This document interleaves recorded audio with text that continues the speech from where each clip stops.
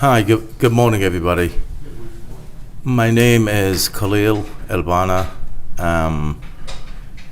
Second and brothers in my family of 8, 2 sisters, 6 brothers. We were fortunate. We came from a humble background. We born in Lebanon as a Palestinian refugees. And me and Ali and my other brothers and sisters were very close. And just to talk about Ali, he is very kind, hard, warm. Excuse me, sir. I'm so sorry I have to do this. Everybody, please put your phones aside. All right, got it? Thank you. Go right ahead. Thank you, Your Honor. And we came from a humble background. In Lebanon, if anybody know how Palestinians get treated, a lot worse than black get treated in the 60s here. When we came back to this country, when we immigrated, which is June 8th, me and him will be our 40th year's anniversary. We didn't decide to buy guns or sell drugs or do stuff. We remember where we come from. We work really hard, especially Ali. And one thing about Ali, he was humble. When he succeeded in life, he tried to help others. He didn't look at color, religion, sex, or anything. That's what he did. And it's kind of sick and funny when I was in the juvenile trial to see about how certain person have a rough life. You want to see a rough life? Get an education and you can't work because you were Palestinian in Lebanon. When you can't vote in Lebanon and you're born and raised in that country, that's a rough life. When you can't do nothing because what we are as a Palestinian in Lebanon. But we didn't come here, we in America, we're gonna rob, steal, and kill people. So I thank the judge, I thank the DA, everybody about the job they did for the best they did. But as a Muslim, it's said an eye, fil ayn, like the Bible said, an eye for an eye.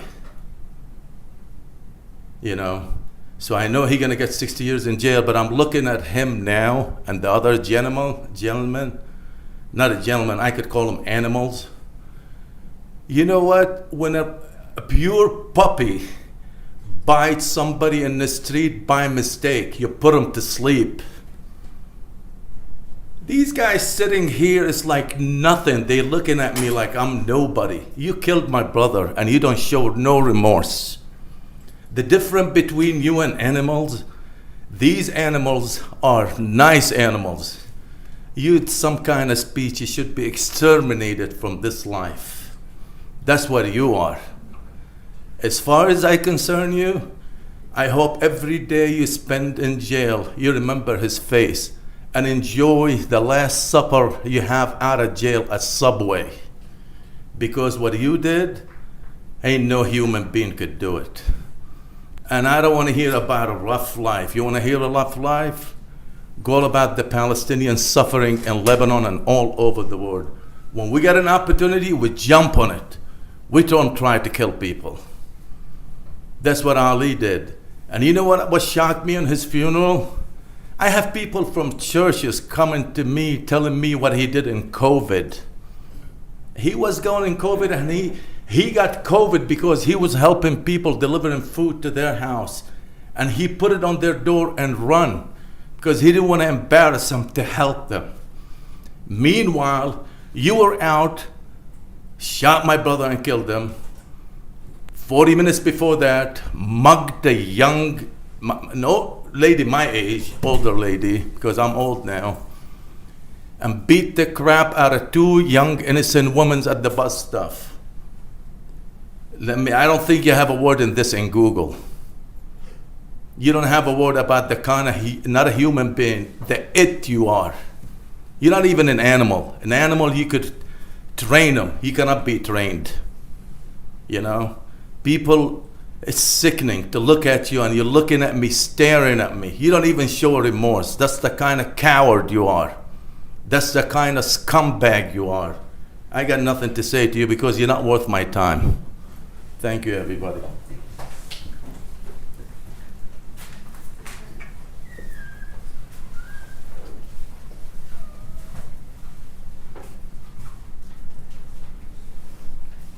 Judge Ms. Stephanie Elbanna. All right, thank you very much.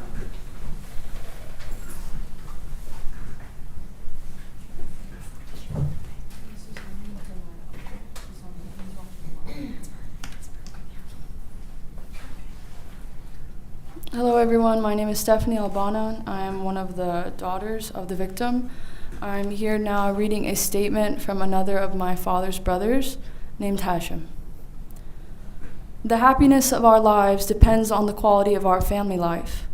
My older brother Ali, who brought sunshine to our lives and family, is no longer with us. Every morning when I wake up, I have to remind myself that life is no longer the same.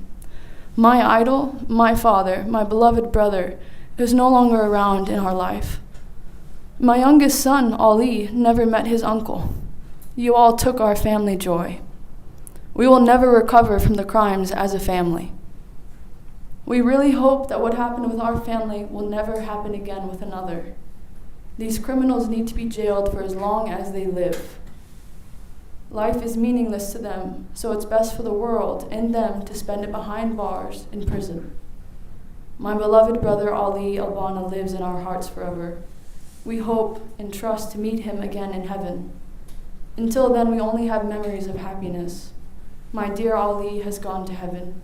Endless love to my brother and his soul until we all meet again. Thank you.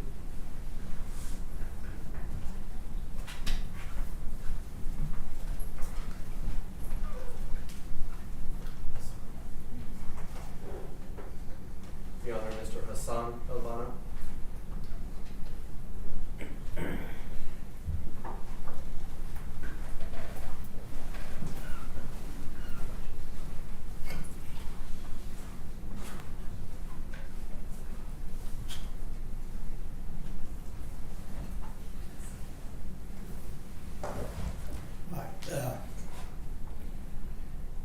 Hi, my name is Hassan Elbanna. I'm the brother of Ali Elbanna. All what I have to say is, like my brother, we came from a very hard background. We lived a very tough life in Lebanon. Like even if you graduated with any kind of degree, like a doctor, you cannot practice medicine in Lebanon. If you graduated as a pilot, you cannot fly because you're not a Lebanese citizen. You know, came to this country and thank God, like, you know, we did. We thought we came to a peaceful life and all that. And all of a sudden this has happened. They took my brother away from us. And I think the justice system in this country should be revived to where there'll be mercy to the victim and to the person who did that. Because I cannot understand these people, how they're going to live their life after what they did to another human being. I always thought that no matter what you are, you should be treated each other as a human being. And once you don't get treated as a human being, you should just leave these people away from you. And they should be left away from this society because they don't belong to this society. This society, as a human being, we should be treated as one. And I think like justice was not served with what's going on with this court. Because it's not right. Just put them in jail and make taxpayer pay all this money to jail somebody, took somebody else's right to live. And this is all what I said to, like, my brother will have his justice in the day of judgment from God. And that's all what I'm gonna say. And thank you. Thank you, sir.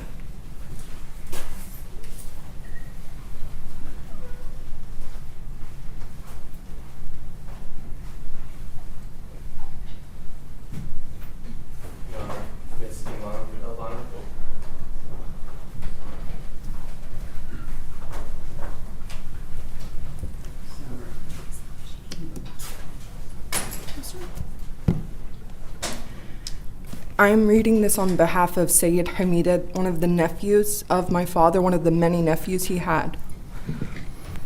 You are not a man. You are anything but a man. However, you took the life of an amazing man. You took the life of a man that helped immigrants get on their feet. You took the life of a man that helped troubled black youth get reintroduced to society. You took the life of a man that helped the poor and needy so much and always expected so little. You took the life of a father, a brother, a husband, an uncle. You are not a man. You are anything but a man. However, you took the life of an amazing man. I will never understand why God decreed on that day for my uncle, a man with the biggest of hearts, to have his life taken. Maybe it is because he was too good for this world and he had completed his purpose. As a Muslim, I trust in God as the All-Wise. I will never understand why God decreed on that day for a kid who has accomplished absolutely nothing in his life except bring violence and destruction around himself, break the hearts of families, and disappoint and break the heart of his own family, to commit all the same fates one more time. Maybe it is because the only purpose he's ever had is violence and destruction, to which he has no purpose at all. As a Muslim, I trust in God as the All-Wise. Thank you.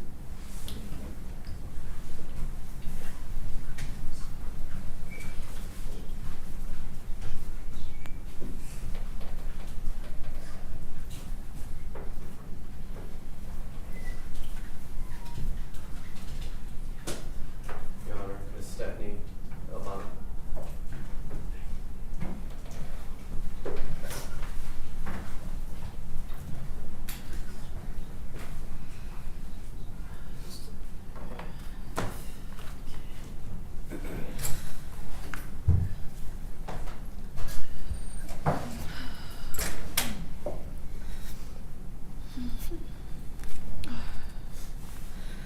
My name is Stephanie, but my dad called me Super Steffi. I was his fifth and final child. Yesterday I sat in the kitchen table in our home and I asked myself what was the impact of this event. What had we lost when my dad left this world? The first memory that came was my own, a typical Saturday in the summer, walking from fruit tree to fruit tree in our garden and watering them, counting to 70 for medium-sized trees and 130 for large ones to make sure they got enough, just like my dad taught me. I must have been 13. I remember hearing the sound of him humming, the sound of car rides and grocery store runs, of sitting on the couch and stuffing kusa on a Sunday, of prayers at dawn and before bed. I remember the days spread across years when we put our fig, pear, peach, and plum trees in the ground one by one. I remember every day and every moment in that space being filled with the steady presence of him. Today, I opened the door to let the cat out, and the emptiness that I still can't get used to was there again. The silence. I miss his voice, so I listen to the birds, and that distraction makes it easier to breathe. But to this day, when I walk through the trees, I don't feel whole. My safe place that my dad grew with his own 2 hands has become a reminder of the nightmare that never ends. The second was not one memory, but many. I know so many stories about my dad, we all do. How he struggled since he was a child and he had to grow up too fast. He had to take care of so many people. My dad was everyone's dad, to the point that on the day we laid him to rest, I remember a phrase I didn't know and the crowd say, "It's like a king has died."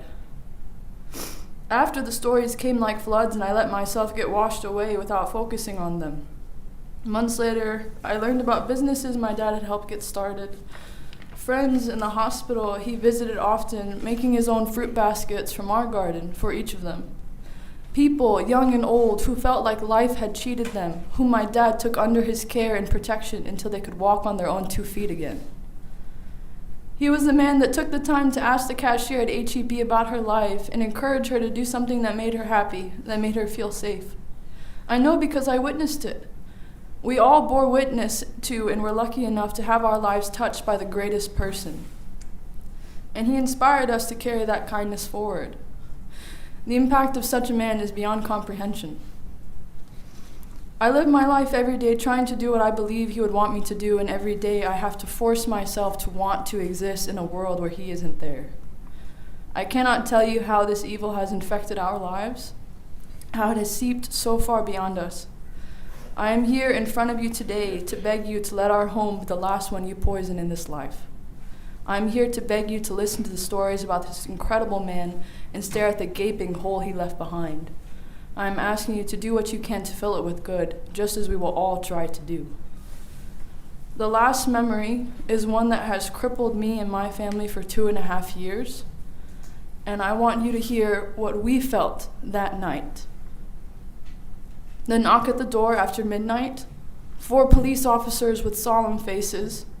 They were asking for my sister. It's regarding your father, they said. I remember the sound of my mother pleading to God, not my husband. Please, God, not my husband. I remember the sound of my brother's scream. I remember my sister's cries through the phone. I remember the voices of my uncles as their grief ripped open one by one. I remember that day and every day after when I hold my phone in my hands and wait for the call that will never come. I remember the weeks after where I couldn't sleep. I couldn't sleep because I'd close my eyes and I'd pray to see him laughing, to smell his coffee and the sound of the news drifting up to my room. I'd pray for all those things, but to this day, when I close my eyes, I so very often see you, Camron, and I see you, James. I see you standing with a gun pointed at my father as he loads his groceries to come home to us. I watch an event that I was never present for, and I scream as I watch him fall to the ground, his chest ripped open. We, the ones who loved him, were supposed to be there the day my dad took his last breath. Our eyes were supposed to be the last he ever saw.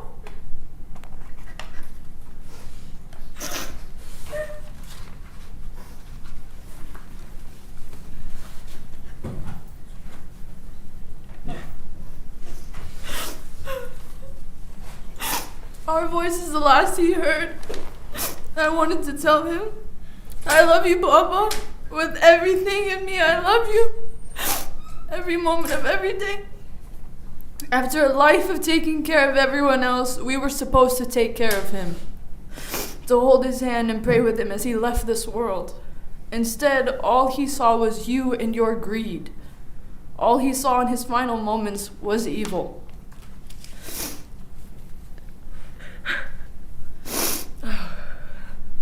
You ended our lives the day you ended his. You ended the perception that this world is a good place. It is only right that you spend the rest of your days in regret and doing what you can, even from a prison cell, to make this world better. My dad deserves for his legacy to remain true, that every person in this life, every person that his life has touched, become a force of good in his memory. Even you, with whom he spent his last moments, must be held accountable to this truth, that we were all better because of him. That he was the best of us and deserves for us to try to be the best that we can. We have to try. We have to try, Camron. We have to try, James. Save your soul and the souls of as many people as you can when you do. And when you save them, you remember his name and you say his name. You pray for my father. You pray for Ali Elbanna.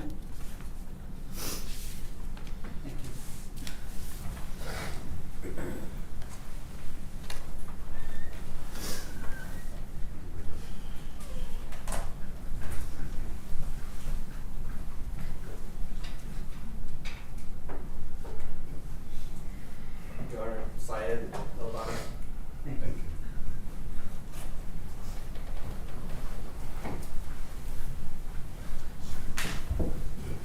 Look at you, right? Look at you. You're worthless. Time in jail. Right. I get to go home. I get to play basketball. I get to go out to clubs with my friends. Where do y'all get to go? Y'all got to report to your cell. Hey, look at them. That's sad, ain't it? It's sad, ain't it? Everybody in here gets to go home and do whatever they want to do. But you guys got to report somewhere. You guys are in this courtroom, and you have no choice but to sit here and look at me and he's smiling, and he think he look good with that face tattoo. You think you look good right with that face tattoo. You don't look good. You ain't hard. You gonna be in jail. You gonna be in jail. Look at him. He's smiling. You know, that's worthless right there, bro. Your life over. You can't get no fucking job. I'm sorry, man. I'm sorry. You can't get no job, right? You ain't got no love life. How you gonna have kids? Bro, your lives are over. It's over. Y'all can't do nothing. You can't do nothing but step in ranks on in a prison cell. And whatever you do over there. Y'all can't eat no regular food. I go get whatever. Go get a chicken sandwich from Chick-fil-A. Y'all can't do none of that. Y'all's lives is down here. Everybody else gets to be up here because they didn't waste their time taking a man like y'all took from us. That's my dad. I was with him every day, 9 a.m. to 6 a.m. That's my God. That's my God. That's my guy right there, man. That's my guy, man. And I want to be up here strong for my family. It's hard, bro. That was my dad, man. And when I started working with him, I became way closer with him. My sisters had always told me to work with my dad, And then I started going 9 to 6 every day with my dad. And that got me so close. I remember my sisters being jealous of the relationship I had with my dad. I remember coming home from work telling them, oh, Baba does this, Baba does that. Because, my dad is really professional. He lives everything to like a really high Islamic standard. He doesn't do any wrong. He prays to God. He loves everybody, man. My best friend, I just got done playing video games with him last night. His name's Darian. He served time in jail. His uncle Mike, he served time in jail. His other uncle, J-Rock, he served time in jail for armed robbery. And these people, my dad, he gave them a car. He gave them rent money. He gave them weed money. He gave them everything. He literally gave them everything they could have in life. He gave them another chance. Nobody would hire them because they were felons. You know what I'm saying? These are my boys right there. And it's so fucked up, so messed up. I'm sorry, man. I know, I'm getting emotional. I'm sorry. And it's just crazy that you guys just decided to go out and do that, But it's okay, Y'all gonna be rotting, Him over there, he don't look as remorseful. He looks a little remorseful. But that boy right there, he don't look remorseful at all. It's because he knows his life is done. When you know that you're gonna be in prison for as long as you're gonna be in prison, you ain't got no aspirations. You just live in time, moment to moment, and you have to follow a step rule. You technically back in school for the rest of your life, and you can't leave that school. That sucks for them, but it is what it is. And man, that's my dad. That's the guy that literally, there was people that he would give money to in so many different other countries. That all the time, I saw people like at least once a month or once every 2 months coming to pay my dad back money because he gave them money to get started. He used to have convenience store owners get stores, and he told them that they didn't have to pay off the bill until they got their stores running. My dad gave so many people opportunities. He put everybody before himself. Everybody before himself, And last thing I want to say is, have fun in prison. It's going to be real fun for you. I'm going to be chilling. I'm going to be playing basketball. I'm going to be going to the club in the weekend. I'm going to be hanging out with my family. We're going to go out to eat. Where do we want to go? Where is everybody going to go out to eat today?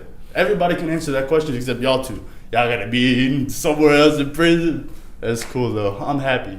I'm happy that they're in prison. And I wish worse came their way. Thank you.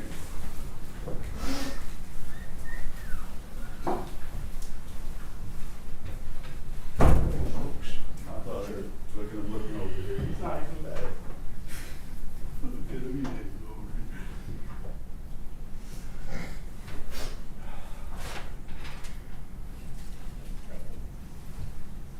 Your Honor, Mrs. Mary Elbanna.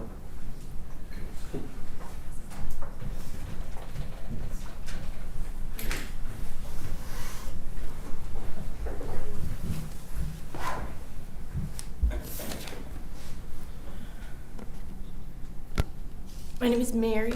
I'm the middle child of the children. I'm going to say this speech. I know, at least on the left, you're not paying attention and you're smiling when my brother's pouring his heart out because he's so in pain because of what you did to our family. And I just wish you would just listen and at least feel some ounce of something, because you're a human being, despite what some might say, and you just have to know that people are hurting. And if you can't even identify with that, like, you know, it's not even prison that you belong in. To the ones who shattered our world with a single shot, I stand before you not as a vessel of vengeance, but as a bearer of the pain you inflicted upon our family. My words tremble with the weight of a daughter's grief, a grief so profound it feels like a bottomless abyss. You robbed me of more than just a father. You stole the very essence of my being. With one senseless act, you shattered the sanctuary of our home, leaving behind shards of broken memories and unfathomable sorrow. My father was not just a name on the news report or a statistic in the crime reports. He was a guiding light in my darkest nights and many, many darkest nights. The people in this courtroom, all the people in this audience, they're here because he was loved, and he loved so many people, and they loved him so much. He taught us to dream, to love, to believe in the goodness of humanity. But with a bullet, you silenced his laughter, extinguished his warmth, and left us in adrift in a sea of anguish. I cannot begin to comprehend the darkness that must reside within you to perpetuate such a heinous act. Yet even in the depths of my despair, I refuse to let your malice consume me or any of us. For we choose to honor our father's memory, not with bitterness, but with resilience and love.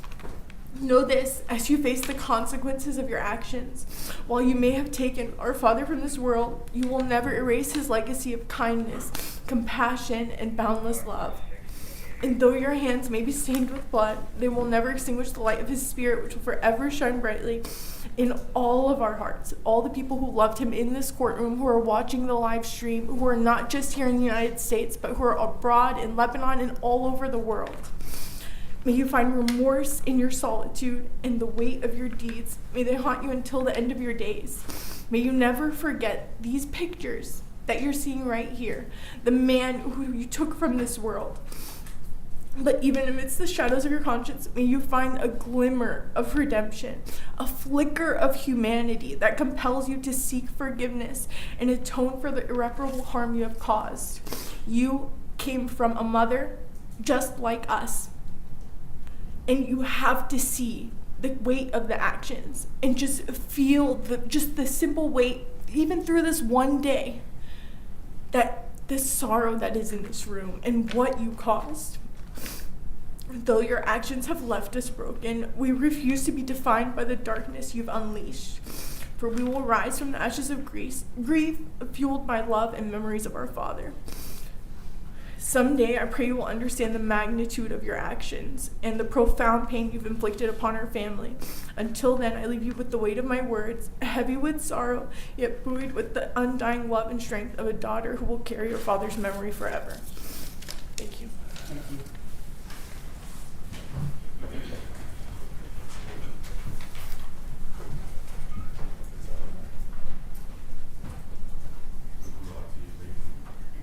Your Honor, Ms. Ali Elbanna.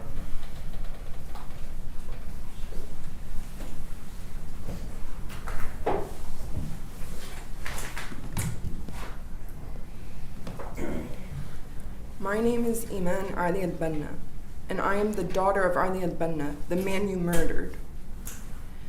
Do you see the pictures around you? This is the man whose life you took without a care. Because of you, my father will not get to see me get married.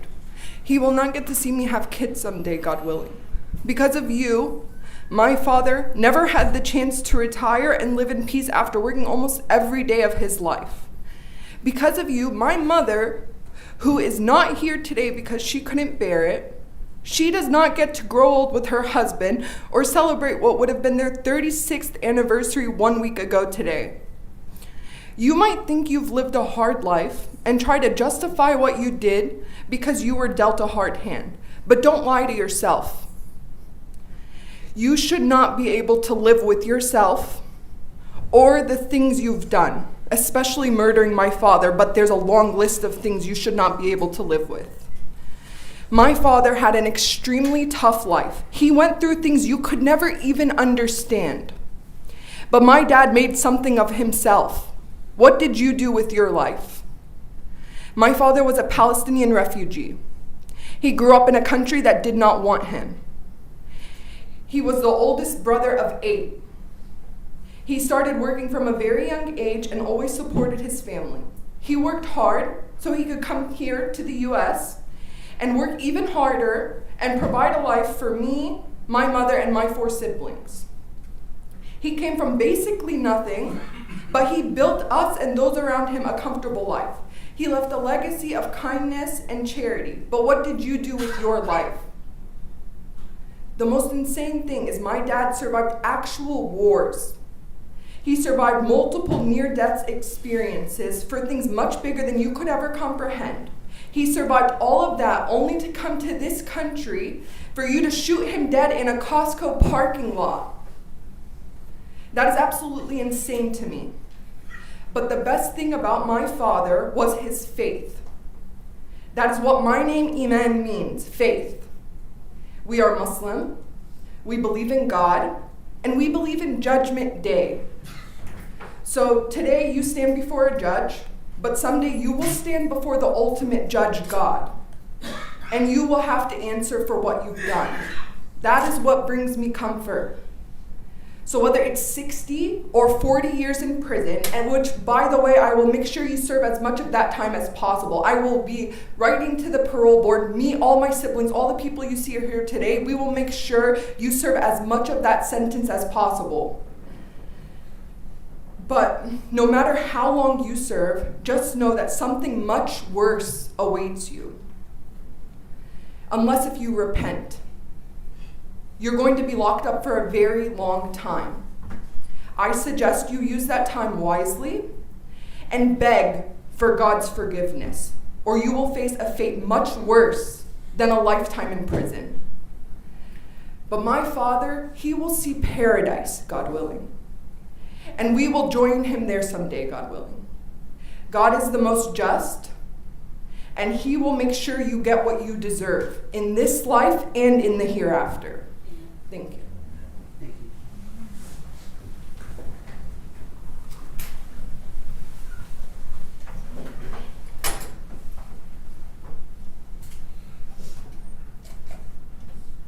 You're on. Ali Elbanna.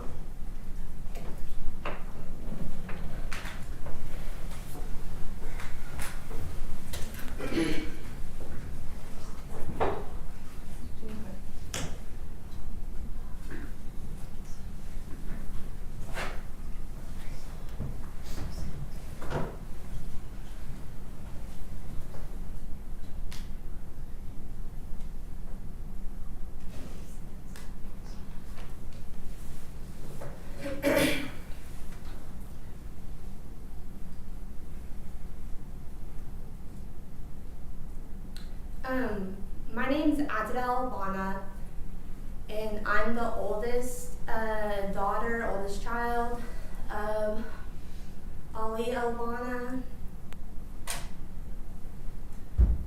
I have been writing this since one of the first meetings we had after my father was murdered. And I learned that we would have this day to present to you. And it was only until about last week that I kind of finally got it to feel right.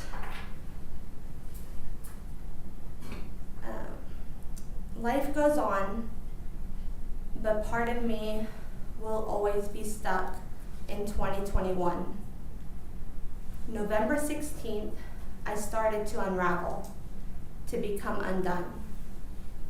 I spend every day actively sewing together the broken pieces of myself. not knowing which ones are me anymore, frantically looking around for help. One single shot fired from the gun, and Baba, you were suddenly ripped from everyone. I spoke to my father nearly every day. He was my dad, my friend, my confidant, my advisor, my best friend, my Baba.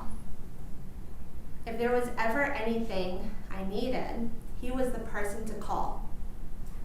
If I had had a rough day at work, I called and talked about my day. Or he would tell me jokes about his day and cheer me up, putting a smile on my face no matter how miserable I felt and beat down. I'm a psychiatric nurse for adolescents, and some days are very emotionally draining. But I always knew I could call my dad, my Baba, and he would always answer or call back. The only time he never called back, and I'll remember this for the rest of my life, was the night he was killed. The night my father was shot, at the very moment he was being robbed. And as it all transpired, I was getting ready to leave work. I called him as EMS was on the scene, though I didn't know what was happening at the time. My father couldn't answer my call, which was odd, as my father was one of the most dependable people you would have ever known. Anytime you'd call him, he would answer or call you back soon after. I waited and waited for him to call me back, but no call ever came again. It was around 2 a.m. that night when I knew why he had never answered after I received the gut-wrenching, heart-stopping call that pulled all the air from my lungs when I heard the news that my father was shot and killed in a robbery here in Dallas. I collapsed on the floor, sobbing, fighting for my breath. It's been a bit of a go of it lately, I guess, hasn't it? I try to play things down, but I'm in the thick of it, like I'm tangled up in an overgrown rose bush's thorn-covered vines. If I don't move too much, don't think too much, I don't feel the pain. But with one wrong gesture, one misguided thought, I'm bleeding again. Tears staining my cheeks to my chest with all that's locked inside it, watering the prickled roses around me with my anguish. I see the beauty all around me, but am unable to get close enough without being reminded of the tangible pain I don't know how to process. This isn't a garden I wanted to grow. Baba, you never prepared me to nurture a garden of grief. As a psychiatric nurse, taking care of adolescent patients, dealing with various psychiatric and mental health issues, the first person after work I would call was my father. He always expressed compassion and kindness towards the kids I took care of, telling me he was so proud of what I did to help these kids. I frequently take care of kids who have had troubled pasts and even dealt with the justice system themselves at times. Without giving any private info out about the kids I care for, my father still got an idea of my job as I told him stories.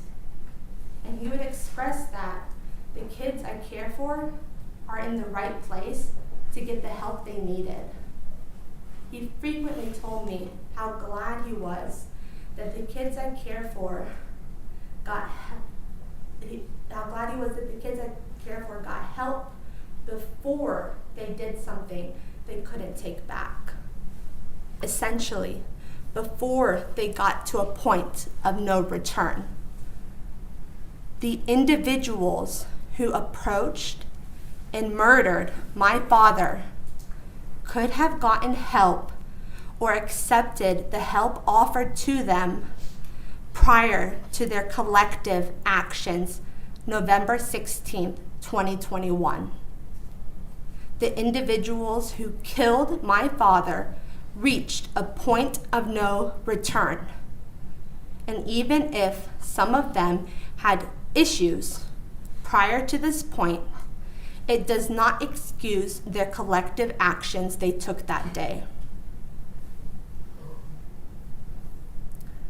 My father was a kind, gentle, caring individual whose capacity for compassion was not known at times because he did not boast of his good deeds. You demanded everything from him, then took his life and took everything from us. Yes, everything, because he was everything to us. He was kind, humble, giving, thoughtful, and took care of everyone. He was the rock that kept my family grounded, a provider, confidant, friend, our protector. But no one could protect him from this. No one could protect him from you all and your impulsive, lethal actions. My father did not deserve to be ripped from this life in the traumatic way in which he died. You all escalated to this deadly point, and you all wrote your own fates as you all determined my father's with one fatal shot. Over the nearly 3 years you've been gone, Baba, I find myself wanting to tell more and more people about you and share stories of your life, how you lived it, to keep you alive through my memories. Tales of your kindness, your generosity. Anytime we made extra food, you made trays for the neighbor and would send us over with the food. Details of all the delicious delicacies you made. Practically every Sunday growing up, and when we got older too, Sunday was your guaranteed cooking day. The whole house would be filled with the aromas, the scents lingering beyond the front door, letting passers-by know of the delicious delicacies being prepped inside. No words truly bring to life what it is to feel the pain of the loss of you. The loss of you in our lives. There is no adequate way to articulate the ache of missing you. It's been nearly 3 years now since you were taken from our world in this tragic, horrendous way you went. And while the shock of it comes in waves, still the sting of your absence never goes away. It was about 6:45 in the evening, 2.5 years ago. That was the last time I called you on my way home from work. You didn't answer. You couldn't answer. Though it was only one of you who held the gun, the 4 of you collectively pulled the trigger that night and killed my father, Ali Elbanna. Regardless of the intentions at the beginning of November 16th, 2021, when you 4 set out to rob people, your collective actions resulted in my father's death. And you all not only robbed the other people of their random items, but you all robbed my father of the rest of his life. You all robbed my mother of her husband and best friend of over 37 years. You all robbed my 3 sisters, my brother, and myself of our father, our protector, mentor, friend, our Baba. It's hard to truly put into words the magnitude of impact he had on our family's life because he touched so many aspects of our everyday life, and his absence leaves a hole that will never be filled. His absence causes a pain that will never go away. Every day,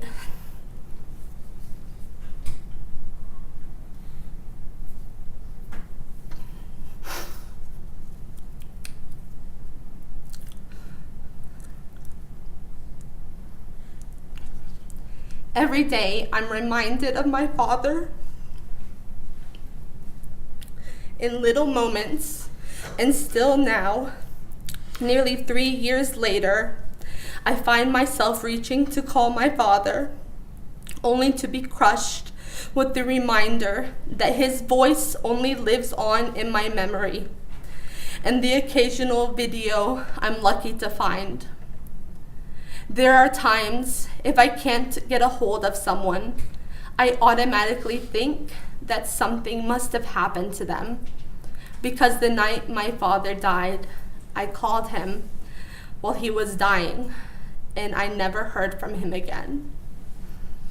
Every day, I'm either reminded of my father, and a smile comes to my face with his beautiful memory, or a torturous moment hits me in my bones, and I'm crushed with the agony of him being gone.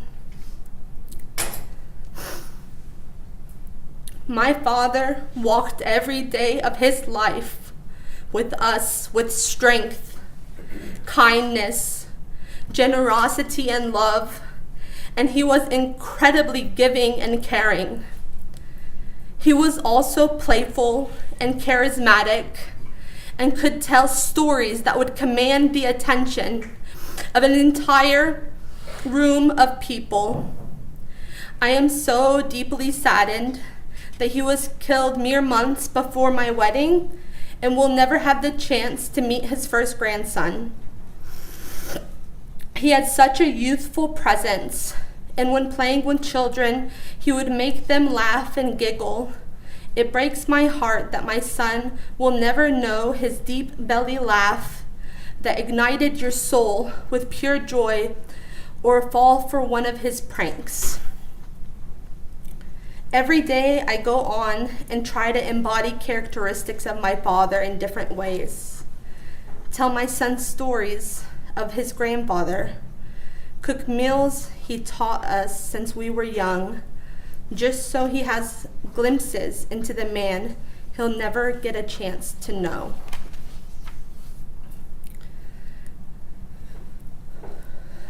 There are moments I get lost in a memory. I try to find my way there, where I can still feel your bellowing belly laugh erupt in an explosion of contagious joy in my heart, as if you're still here with me to nurture this garden of grief you've planted with all of the tangible memories you left behind. An eternity of life lived cut short, I replay daily. My father was just seemingly collateral damage to you all on your rampage, and his life was the last thing you took. The way you all fled the scene while my father was left to die, and how you all were discovered after the fact, is disgusting and makes me nauseated. And this fact haunts my mind and sickens me. The traumatic loss of my father, his murder, the never-ending grief of his death, causes profound PTSD, anxiety, and depression. I experience nightmares surrounding the gruesome way in which my father died that wake me up in tears and fear that someone might be there to kill my family. I'm constantly alert and hypervigilant. That never stops, and I don't see how it will ever stop. My father's murder adds validity to the idea that anything can happen anywhere and that there are bad people everywhere. I'm always looking over my shoulder, always watching for someone when I'm walking my dogs, worried that someone will rob and shoot me. I have flashbacks of what has been detailed to us about the scene of his death that strike me out of nowhere, even when I'm just going about my daily life, that stop me in my tracks and bring me to tears as I visually live through what my father died through. I'm filled with so much sadness and mental anguish for the way my dad's life traumatically ended. A man full of life, having his life struck down and left to die with one split-second decision. I can't shake the visual my brain put together of my father in those final moments. And I don't know that I'll ever get those images out of my mind. Baba, I hadn't realized how intricately I'd woven you into my stitching. With your removal, it's leaving my body gaping. I'm losing sight of who I was, who I am, and who I thought I was supposed to be. Because without seeing myself through your eyes, it's like I cannot see. Fragments remain of myself with no glue to hold them. The only binding properties are sadness, anger, and compensatorily feeling numb. But life goes on since November 16th, 2021. I just haven't quite figured out how to stop coming undone. As more details came out about the individuals responsible, seeing that it was a 16-year-old, 17-year-old, 17-year-old, 19-year-old, it was jarring. And that you all had been out together on a robbery spree that resulted in my father's murder. I was filled with so much anger and rage initially. This anger has transitioned into more of a pain that will never go away. And it is all because of the choice you all made to rip my father's life from this earth. You all must know I will never have your name spoken out of my mouth because you all don't even deserve that ounce of respect to have your names passed through my lips. And know this too, not a single one of you four will ever have my forgiveness.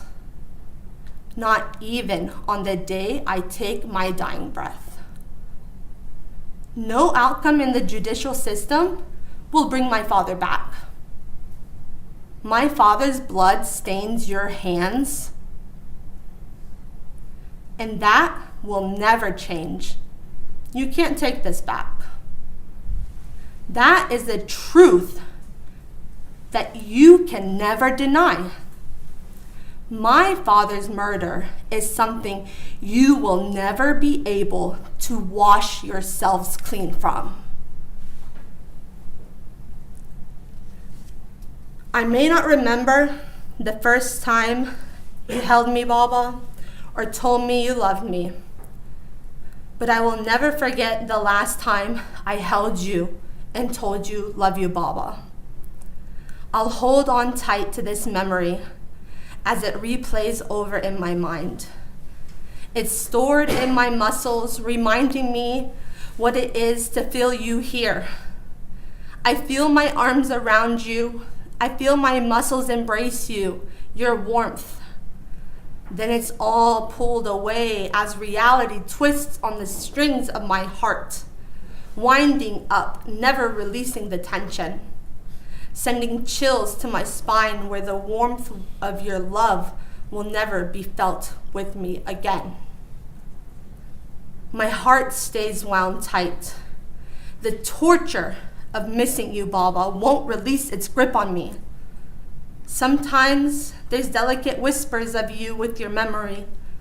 Always present are the agonizing aches of your absence. I'm learning this garden of grief you've planted as you were laid to rest under the tree at the cemetery started with flocks of mourners crowding you with their goodbyes. Goodbyes that I'll never be able to say. Goodbyes that I never got to say.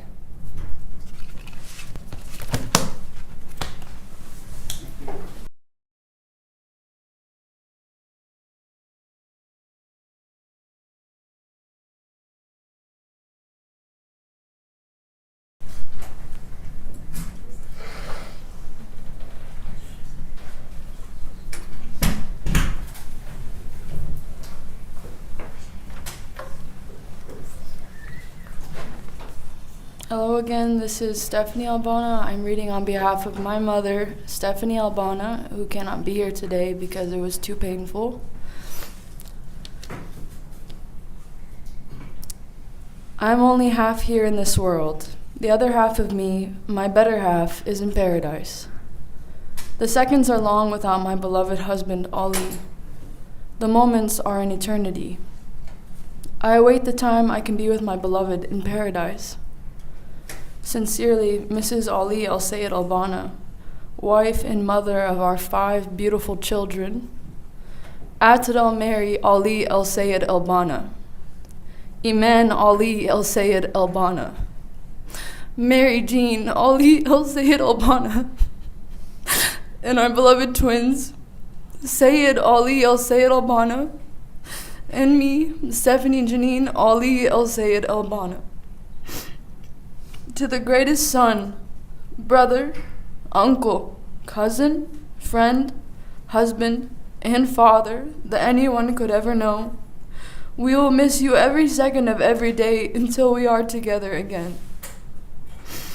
And to the people who took him from us, may you remember our faces and the stories we gave you of this remarkable person.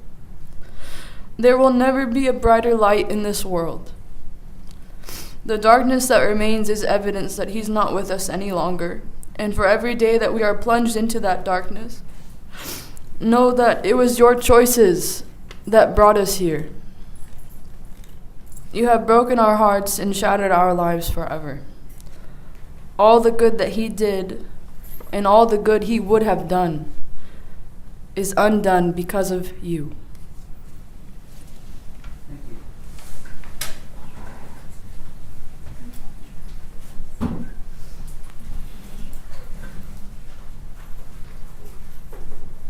That's all. Okay. I wanted to say something to the two defendants that are in here. And really all I have to say is this, and I usually don't wait until the victim impact is done to make the statements that I need to make. And one of the things that I just want the both of you to be mindful of, and when I heard it was going to be the number of people that were speaking from the family, I thought I would wait. I just want you all to know that there are consequences to any action you take. Positive consequences and negative consequences. This happens to be one that's on that far side of the negative consequences. But I also want you to understand that when an action is taken against an individual, like Mr. Elbanna, that is no longer with us, it affects a lot of people. These are just a few of the folks that your actions now have affected for the rest of their lives. You'll never come back. You all will never get this time back that you have spent in jail and the time that's going forward.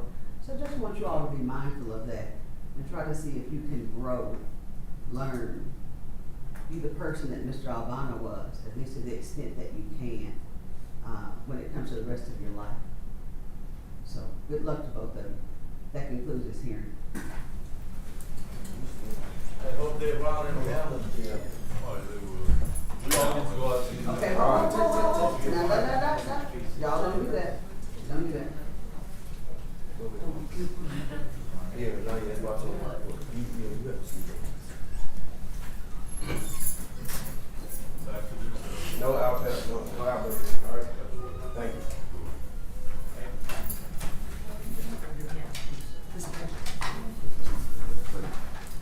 All right, stand. What will be the recess?